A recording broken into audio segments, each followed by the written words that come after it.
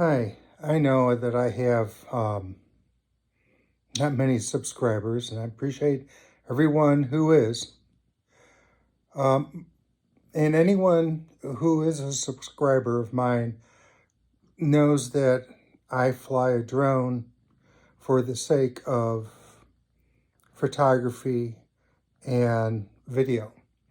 I went through the expense of and the time and effort to get my Part 107 so that I could freely post my art, which I'm not making money from, without any fear that there would be confusion with the FAA. After seeing many videos by many people who have posted and then were called out, especially during the pandemic times, for making videos that I guess were monetized. I'm not saying necessarily the FAA did anything wrong, but I wanted to make sure I didn't land in that boat.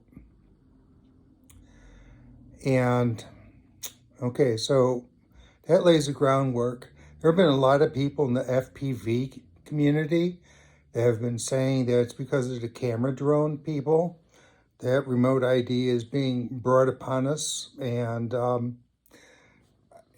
also people in the fixed wing community thinking that remote ID is being brought upon us because of the camera drone people. And I don't think that that is fair to the vast majority of commercial camera drone people.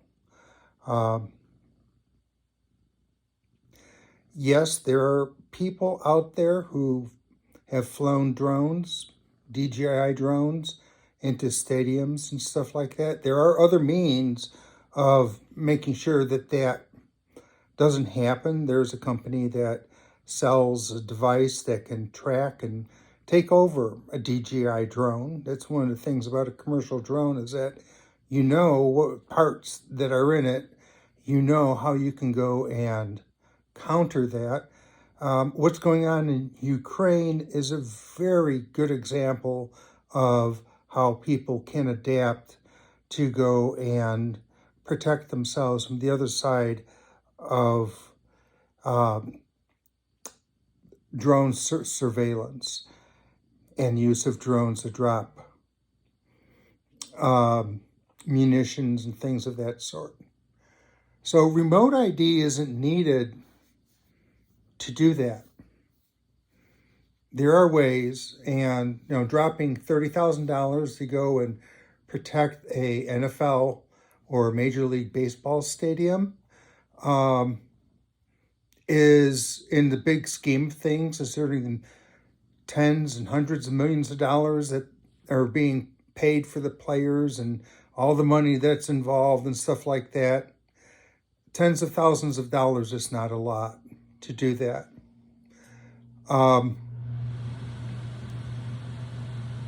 Here's the thing, though, is that I have to either spend money to go and buy a remote ID device to attach to my commercial DJI drone, say my Mini 2, which will put it out of the 250 gram class. And since I'm Part 107, I have to register all my drones to comply. And the government not only is mandating the remote ID, but there are people who have several times now in government been trying to get through legislation to ban DJI altogether. And I guess Autel would be also banned as well, because I believe they're based out of China. What alternatives do I have? If I go and I spend, let's say, if I wanted to get a sub 250 gram drone, now we're talking about dropping over $1,000 in order to get up to a Mini 3 with remote ID. or at least the Mini 3 Pro. Um, and if that gets banned, I mean, we're throwing good money after bad. The government can't seem to make up its mind as to what it wants to do. I'm like fully cool with if we have to go and manage the airspace, but the rules have to be something that's reasonable. I don't think a sub 250-gram drone warrants, or especially a Whoop, warrants having a remote ID on it. How many accidents have we had where people have been injured by one of those? I've seen a lot of people say that there's nothing on record for that. And also there's anomalies where, like, ultralights, to the best of my knowledge, are not required to have remote ID.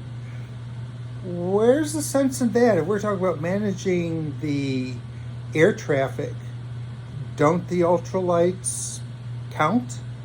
Shouldn't they have some type of identification? I mean, quite frankly, when I'm flying my Air 2S and I get it pop up on my screen saying there's a manned aircraft around, which is only going to be for something like a Cessna.